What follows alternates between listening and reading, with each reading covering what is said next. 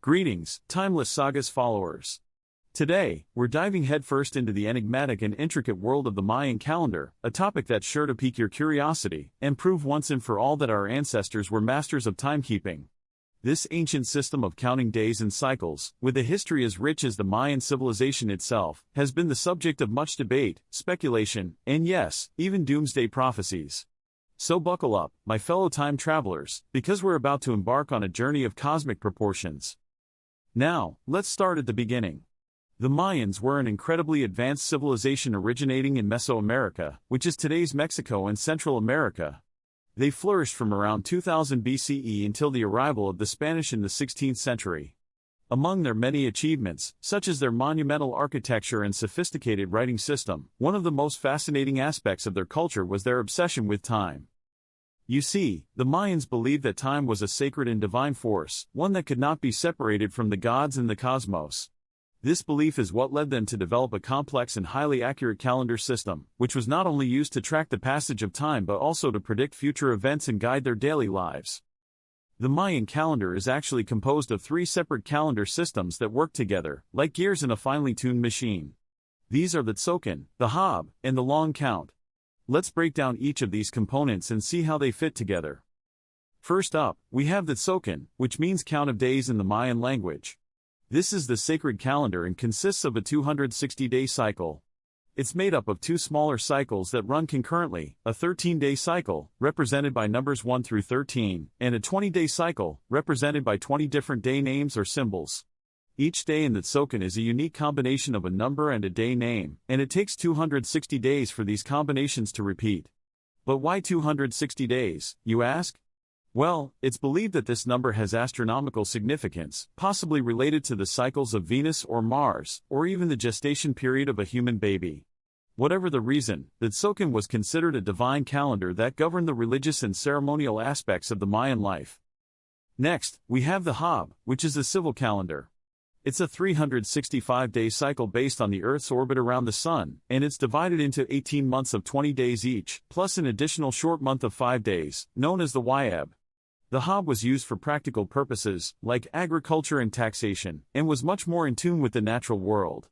However, it's worth noting that the Hab didn't account for leap years, so it was slightly less accurate than our modern calendar. Now, the real magic happens when the Tzolk'in and the Hab come together. You see, 260 days and 365 days don't share a common divisor, which means that it takes a whopping 52 Hab years, or 18,980 days, for the two calendars to realign and start a new cycle together. This period is called the calendar round, and it was an essential part of the Mayan concept of time, as it was believed that the world went through cycles of creation and destruction at the end of each calendar round. Talk about a cosmic reset button. But wait, there's more. While the Tzolk'in and the Hab were the gears that drove the Mayan calendar, there was a third component that gave it context and depth. This is the long count, a continuous count of days since a mythical starting point, which the Mayans believed was the date of the most recent creation of the world. The long count date is expressed as a series of 5 numbers, separated by periods, and it works on a modified base 20 system, with one important exception: the second digit from the right, also known as the Bakchin, has a base of 13 instead of 20. According to the Mayan creation myth, the current world was created on a long count date of 13.0.0.0.0, which corresponds to August 11, 3114 BCE in the Gregorian calendar. The next time this date would come up in the long count would be after a full cycle of 13 Bakchins, or about 5,125 years. And guess what? This date fell on December 21, 2012, which led to a whole lot of hype and panic about the supposed Mayan apocalypse. Spoiler alert, we're still here, and the world didn't end. The Mayans themselves likely saw this date as the end of a major cycle and the beginning of a new one, rather than a doomsday scenario. So, what can we learn from the Mayan calendar? For one, it's a testament to the extraordinary astronomical knowledge and mathematical prowess of this ancient civilization.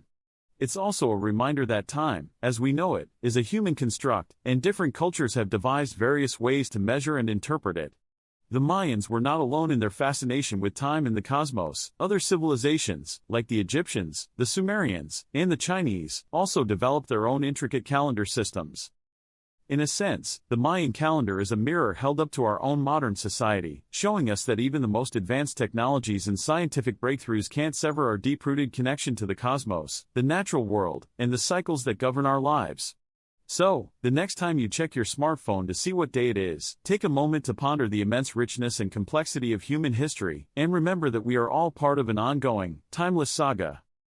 Thank you for joining me on this journey through the Mayan calendar. I hope you found it as fascinating and enlightening as I did.